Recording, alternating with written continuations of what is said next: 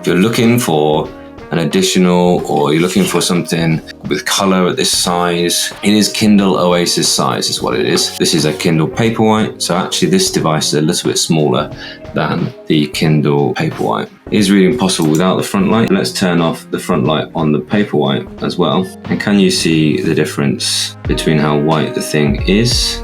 Going back into the book on this one, and I get some reading up on here. So yes, the answer is yes, it is possible. Is it necessarily the best experience? Possibly not.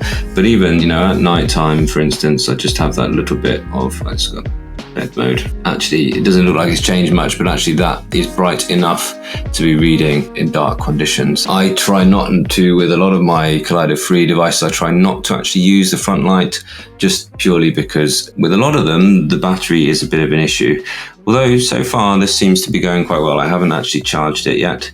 I'm on 64 and I have been reading on it for sort of 3 days, and I've been installing a lot of software, and I've been running the lights somewhere in the middle most of that time, top thirds really actually. So actually the battery seems to be holding quite well for this small reader. Battery life in the Kindle, and this is the lights graph here on the Kindle, which you can just, it's a really clear screen, and that will be the case for, this is one without a front light. This is the black and white screen here as well. You can see the black and white screen just has a much brighter background than the color, the Kaleido e-ink screen as well.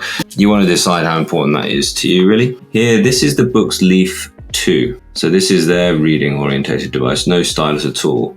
And you can see there the difference. I wanted to see how sort of snappy these two were and then compare them with a Wacom enabled device, because I'm wondering whether, I've noticed that actually the touch response is quite good here on this Bigme device. If I just sort of flick around a little bit, and I want to sort of see, is it just as good here on, this is now a generation old really.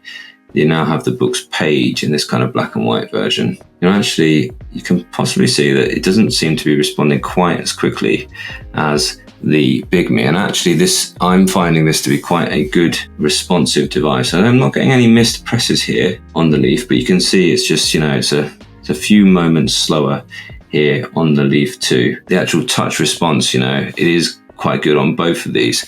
But if I bring in something that has a Wacom layer now, so I've got the Boox device here as well. This is the Tab Mini C. I sometimes find, that's pretty good. I sometimes find that devices with the Wacom layer, and e-ink devices in general, you're just sometimes thinking, it's a little moment there before you sort of respond to the touch. And this is fabulous. This is doing absolutely fine. Yeah, they're both just as good.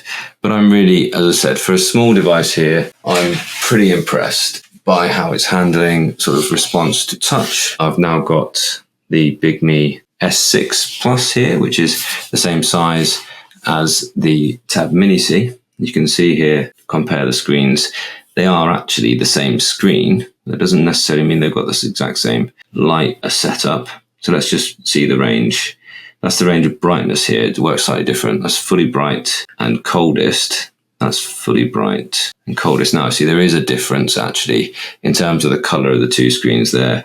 And then if I do half and half, so 50% or fully equal but as bright as possible, you can see that is the sort of situation there.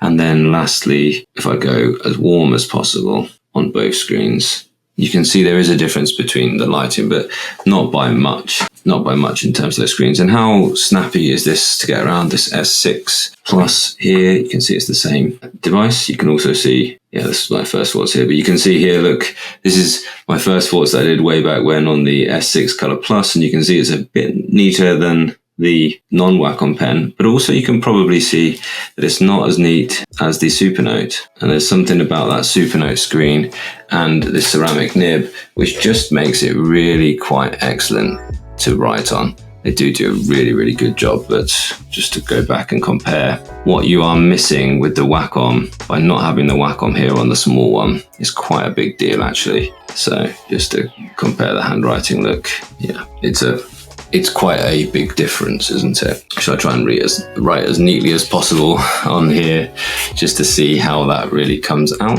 Wake the pen up. It's hard as well because it's kind of skidding around. Yeah, So it's never coming out as neat as that. The comparison with the larger and the other kind of Collider-free screens to see if there's any difference there. Let's compare the two Bigmes. Lights right off first of all. You can see some difference actually. It looks slightly darker here, it's slightly greener over here as well. So there is subtle differences. I guess probably the layers above. This is quite deep within the device compared to the Tab Mini C as well. The S6 Color Plus. See, it looks like the gap between the screen and the actual front layer of glass is definitely larger on the S6, the Bigme, compared to the Boox. So there's another layer there, which is adding to the darkness, adding to the color shift that you sometimes get. So half and half, see if I can get 20 and 20. Yeah, you can just see now actually that's lighter here on this side, and then full on both. Much brighter here on the S6 Color Plus. Probably just more powerful lights to get it to cover across the whole thing, and fully warm on both. Yeah, that seems to be an answer for many people for comics. Yeah, e-reader with color, absolutely. Absolutely, it is. If reading's your focus, you need something at the right size. I'll get the S6 out next door to it as well, because they're the cheapest way into color is via Bigme. You can see the case isn't great for getting it in and out. Just wanted to sort of, show off what it looks like as well. It's quite a plasticky finish, a little bit of grip here for your hands. It's quite nice. I quite like the around the edge. It's quite attractively finished. It does have a TF card slot as well, so you can expand the storage quite a long way there. You've got the page turn buttons, all which do scroll in the browser. That's quite nice. I've shown off OneNote just in the first one. It does do that. It does have a global handwriting mode there as well. It's got the USB-C. It's got one speaker and a microphone. It doesn't have the array of microphones that you had in a lot of Bigme devices. There's no fingerprint reader. I quite like the case, the way that no matter which orientation you put it into the case, you always get the USB-C when it's closed and the speaker grill firing out when it's closed as well. So you could have it reading Audible books or something like that as well. So, I actually think for Bigme, there's quite a lot to like here. It's quite a nice little package. It's quite a good price, I think, for people, as you say, for reading, who need to read color. Absolutely. S6 doesn't cost much. Yeah, exactly. Yeah, that's the other thing, is you look at this and you think to yourself, well, actually, 230 for this. Should I just go up to the S6, which is about 300 quid? Or should I then not get this? Should I go up to the Inknote Color Plus, which is just under 400 quid, I think? And actually, but this is a bit heavier. There's one thing about it, it's, feeling that now, it's considerably heavier really than the, it's more chunky as well than the B751 is. There's nothing wrong with it. You get the page turn buttons on the case, but they have the same issues as the page turn buttons on the B751 as well. Yeah, it could be a good choice for both of you.